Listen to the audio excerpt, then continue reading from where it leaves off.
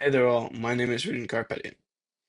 Take a second and imagine this. It's 7 in the morning and your alarm is blaring, making some awful sounds. Whether this is because you went to bed late at night because of homework, studying for a test, or even because you're trying to have a life.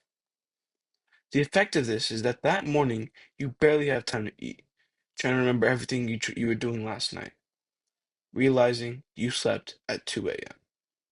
You're exhausted, and now you're just supposed to go to school, focus, participate, and maybe even ace a quiz, all before you can even see the sun rise up?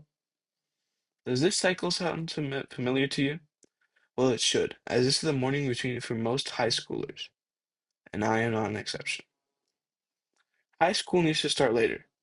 Starting school at 8 a.m., or maybe even earlier, is not only obstructive, but actually can damage the health of students, hindering their abilities to grow, learn, and even succeed.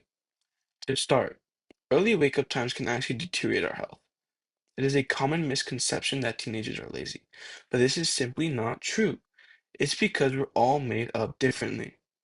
Adolescence has proven to shift circadian rhythms forward, as said by AASM, and makes us prefer sleeping and waking up at later times.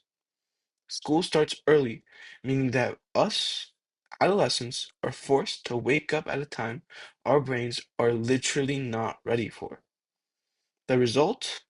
Well, Cleveland's Clinic definition of chronic sleep deprivation describes it perfectly, with increased risk of depression, anxiety, and even confusion if a person is being forced up during deep sleep. Additionally, it affects some of the most important parts of our body, including the brain, heart, and even our immune systems and hormone regulation systems. The solution of going to bed early, as many people say, simply does not work. It's like forcing a plant to do its light-dependent reactions during the night. It simply does not work. In a classroom, how many people around you actually feel awake in first period? To be able to withstand these early wake-up times and feel good, many have taken up the consumption of caffeine and sweets. This is not good for you. For a second point, it's not just feeling tired, it's also about how it affects performance. When sleep deprived, we don't focus. We simply can't. We can't retain information if we are trying our hardest to keep our heads from falling onto the table, leading to test scores dropping, memory weakening, and class participation decreasing. To compare, let's see students in districts that do start later. These students are seen getting better grades, having fewer absences, and even having overall improved mental health. Even their athletes perform better.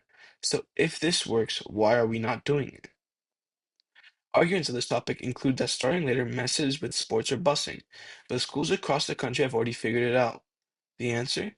Adjusting the schedule. Change elementary and high school start times. It's possible, it just takes the will to care more about students than tradition. As a conclusion, I want to say that I am a student. I know what it's like having to wake up into first period half asleep. Early start times don't help.